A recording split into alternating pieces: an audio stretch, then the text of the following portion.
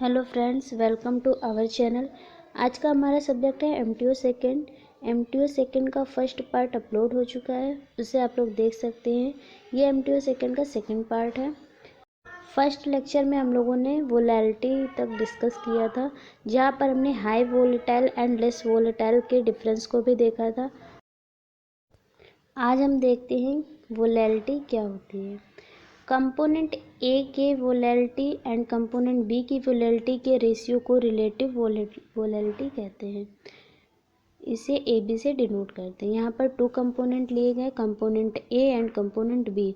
उन दोनों की वोलेटिलिटी के रेशियो को रिलेटिव वोलेटिलिटी कहते हैं। इसका फार्मूला बन जाता है alpha A B is equal to volatility of A upon volatility of B. Relative volatility हमें ये बताती है कि किसी लिक्विड बाइंडर सॉल्यूशन का सेपरेशन कर सकते हैं या नहीं कर सकते हैं। ये हमें रिलेटिव वोलेटिलिटी बताती है। किस तरह से बताती है, मतलब अभी हम इसका फार्मूला डिफाइन करेंगे, इसके फार्मूला को डिस्कस करेंगे, तो उससे हमें पता चलेगा कि कैसे बताती है कि किसी भी लिक्विड मिक्सचर का सेपरेशन हम कर सकते हैं या नहीं कर सकते। ये रिलेटिव वोलेटिलिटी बताती है। इसका फार्मूला हो जाता है alpha A B is equal to alpha A upon alpha B. Alpha A B is equal to P A upon X A. Volatility को जब पढ़ा था इसके प्रीवियस वाले लेक्चर में, वहाँ पर इसका फार्मूला था P A upon X A. ये इसका फार्मूला था वोलेटिलिटी का। वहीं यहाँ पर हम पुट कर देते हैं alpha A is equal to P A upon X A. ये ए कंपोनेंट के लिए हो जाएगा, P B upon X B ये बी कंपोनेंट के लिए हो जाता है। अब इनका मल्टीप्लाई करा देते तो यह यहाँ पर हो जाता है P A into X B upon P B into X A according to Raoult's law. Raoult's law के अकॉर्डिंग क्या होता है, ये हमने राउल्स लॉ के अकॉर्डिंग लिख लिया। P A is equal to P A into X A, P B is equal to P B into X B. A के लिए ए लेंगे ए कंपोनेंट के लिए, और सेकेंड कंपोनेंट के लिए बी लेते हैं। अब जो हम लोगों ने पी ए की वैल्यू लिखी है, ये पी ए की वैल्यू एंड पी बी की वैल्यू, इसको उठा करके हम लोग इस वाली इक्वेशन में पुट कर देते हैं। तो यहाँ पर हो जाता है alpha A B is equal to P A into X A. ये हमने पी ए की जगह पे रख दिया और एक्स बी को एज इट इज़ लिख दिया है। यहाँ पर पी बी की जगह लिख दिया P B into X B, X A को एज इट इज़ लिख दिया। इसके बाद क्या करेंगे, यहाँ पर एक्स ए से एक्स ए कैंसिल होगा, एक्स बी से एक्स बी कैंसिल होगा। यहाँ पर बचेगा alpha A B is equal to P A upon P B, ये बचता है। ये अल्फ़ा ए बी निकल कर के आ गया, यही रिलेटिव वोलेटिलिटी होती है। अगेन क्या करेंगे, अगेन वी नो दैट अभी एक्स ए के लिए फाइंड किया था, एक्स लेकर के अब हम लोग इसमें वाई के लिए फाइंड करते हैं। तो वाई के लिए हो जाता है यहाँ पर P A equal P Y A, P B equal P Y B. Equation first में इसकी वैल्यू पुट कर देते हैं। इक्वेशन फर्स्ट है हमारी alpha A B is equal to P A into X B upon P B into X A. ये P A is equal to जो हम लोगों ने दिया है, इसकी वैल्यू उठा करके यहाँ पर पुट कर देते हैं। तो ये हो जाता है पी इंटू वाई ए। इस पी ए की जगह पे रख दिया पी इंटू वाई ए, और एक्स बी को एज इट इज़ लिख दिया। सिमिलर ऐसे ही यहाँ पर हमने किया, पी बी की जगह हमने लिख दिया पी वाई बी और एक्स ए को ऐसे ही लिख दिया। इसके बाद देखिए क्या हुआ, पी से पी कैंसिल हो जाएगा, तो यहाँ पर बचेगा alpha A B is equal to Y A upon X A, Y B upon X B, ये बचेगा। यहाँ पर अल्फ़ा ए बी अब मल्टीप्लाई करा देते तो ये हमारा निकल के एक फार्मूला आता है alpha A B is equal to Y X A into X B upon Y B into X A. अल्फ़ा की वैल्यू हमेशा ए से अधिक होनी चाहिए। जितना बड़ा अगर होता है ना अल्फ़ा की वैल्यू, उतना ही सेपरेशन ईजिली तरीके से हो जाता है। तभी मैंने अभी बोला था पहले कि रिलेटिव वोलेटिलिटी हमें ये बताती है किसी लिक्विड बाइंडिंग सॉल्यूशन का सेपरेशन कर सकते हैं या नहीं कर सकते हैं। अब देखिए क्या होगा, we know that X A plus X B is equal to 1। यहाँ से एक्स बी की वैल्यू फाइंड करी, वाई के लिए वाई बी की वैल्यू फाइंड की। अब ये जो इक्वेशन है alpha A B into Y A into X B upon Y B into X A, इस पे उठा करके सारी वैल्यू पुट कर देंगे। एक्स बी की जगह लिख देंगे 1 minus x A, Y B की जगह लिख देंगे 1 माइनस वाई ए। इसको रख देंगे यहाँ पर, इस इक्वेशन में पुट कर देंगे और इसको सॉल्व कर लेंगे। बिल्कुल मैथमेटिकल तरीके से सॉल्व करना है। यहाँ पर alpha A B is equal to Y A ऐसे लिखा, एक्स बी की वैल्यू पुट कर दी 1 माइनस एक्स से, वाई बी की जगह लिख दिया 1 माइनस वाई बी, एक्स से ऐसे लिख दिया।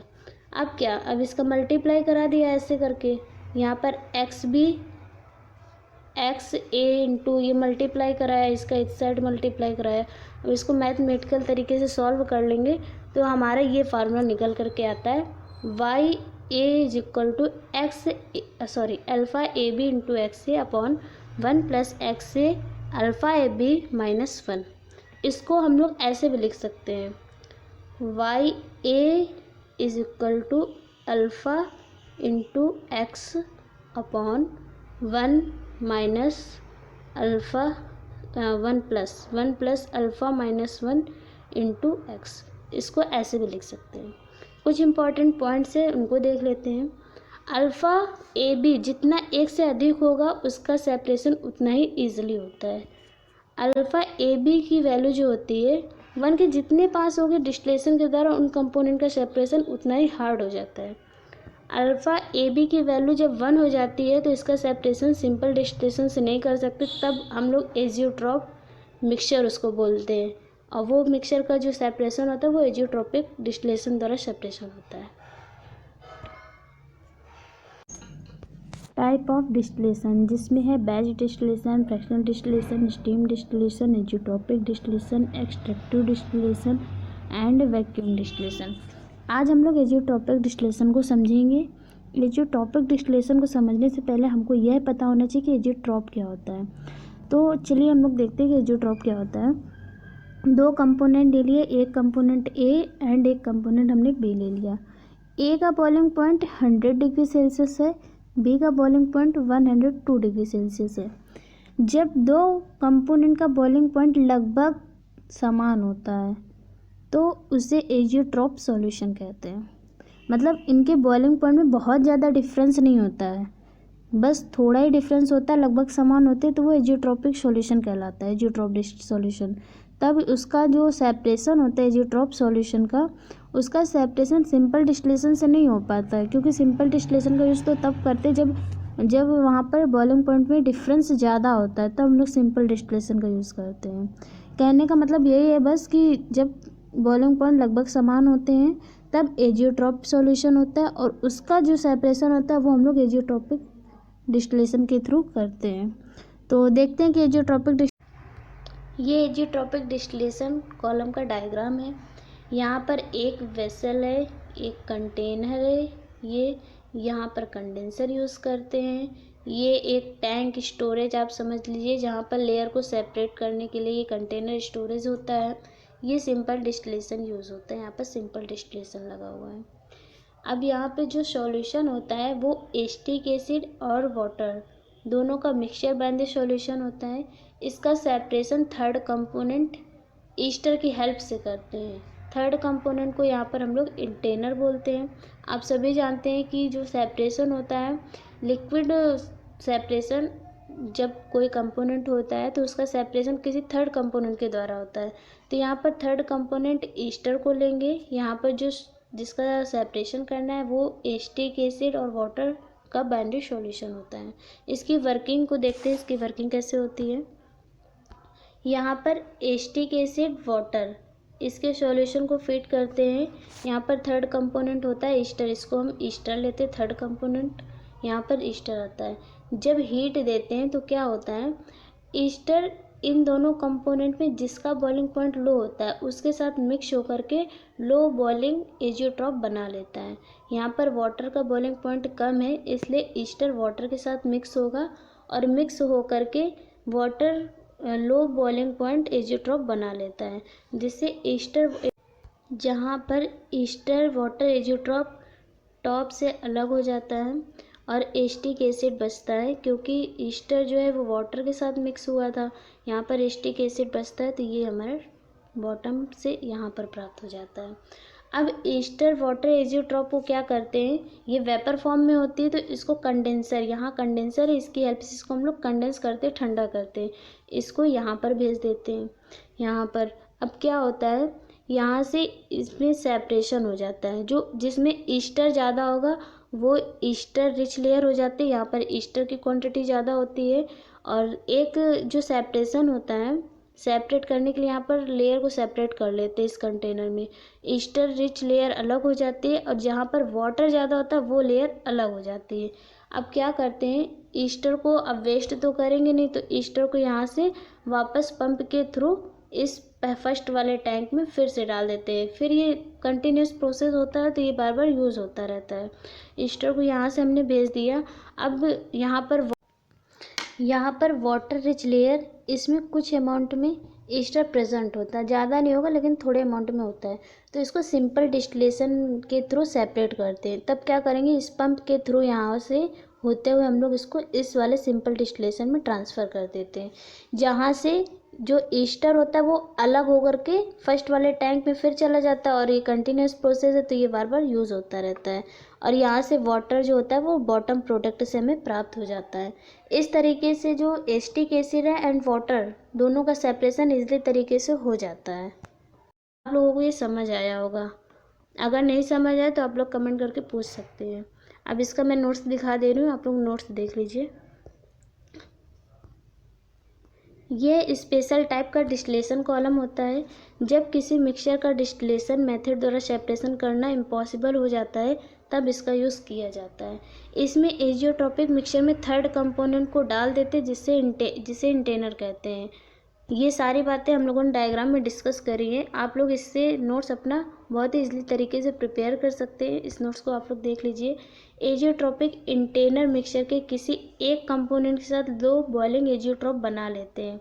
हमने यहाँ जब डायग्राम हम समझ रहे थे वहाँ पर एसिटिक एसिड वाटर के सॉल्यूशन को लिया था, तो ईस्टर हमारा सॉल्वेंट था। ईस्टर क्या किया था, ईस्टर ने जो मिक्सचर था उसके साथ लो बॉइलिंग पॉइंट बना लिया था और इजीली तरीके से सेपरेशन हो गया था। एसिटिक एसिड एंड वाटर एक एजियोट्रॉप बना लेते हैं। यदि इस मिक्सचर में ब्यूटाइल एसिटिक एसिड को एज अ कंटेनर डालते हैं, तो ब्यूटाइल एसीटेट वाटर के साथ एक लो बॉइलिंग एजियोट्रॉप बना लेते हैं, जिसका बॉइलिंग पॉइंट 902 डिग्री सेल्सियस हो जाता है। हमने लेकिन डायग्राम में ईस्टर को यूज़ किया था एज अ इंटेनर। ये फर्स्ट कॉलम के टॉप प्रोडक्ट के रूप में प्राप्त होता है, जिसे कंडेंसर के थ्रू कंडेंस कर लेते हैं। यहाँ पर हमें लिक्विड की दो लेयर प्राप्त होती हैं। फर्स्ट लेयर होती है Easter rich layer, second layer होती है वाटर रिच लेयर। ये डायग्राम है। First layer Easter rich layer होती है, जिसे कॉलम फर्स्ट में रिटर्न कर देते हैं, और दूसरी लेयर वाटर रिच लेयर होती है, जिसे कॉलम 2 में रिटर्न कर देते हैं सिंपल डिस्टिलेशन जब यूज़ करते हैं, जहाँ से हमें water as a bottom product तथा ईस्टर टॉप प्रोडक्ट के रूप में मिलता है, जिसे कंडेंस कर लेते हैं। इस प्रकार कॉलम फर्स्ट के बॉटम से एसिटिक एसिड और कॉलम सेकेंड के बॉटम से वाटर प्राप्त हो जाता है। इस प्रकार एसिटिक एसिड एंड वाटर का सेपरेशन हो जाता है। इसे हम सिंपली डिस्टिलेशन से कर सकते हैं, लेकिन सिंपल डिस्टिलेशन के लिए हमें क्या चाहिए होगा, हाई रिफ्लेक्स रेशियो और नंबर ऑफ प्लेट इसकी नीड पड़ेगी। इसलिए हम लोग एजियोट्रॉपिक डिस्टिलेशन का यूज़ कर लेते हैं। यहाँ पर आप देख लीजिए, एसिटिक एसिड का बॉइलिंग पॉइंट 118.1 डिग्री सेल्सियस था और वाटर का बॉइलिंग पॉइंट 100 था। आई होप आपको ये पूरा लेक्चर समझ में आया होगा। अगर आपको इसमें कोई भी प्रॉब्लम हो तो आप कमेंट करके पूछ सकते हैं। आज के वीडियो लेक्चर में इतना ही डिस्कस करेंगे। मिलते हैं नेक्स्ट वीडियो लेक्चर में, जहाँ पर हम लोग डिस्टिलेशन के एक और टाइप को समझेंगे।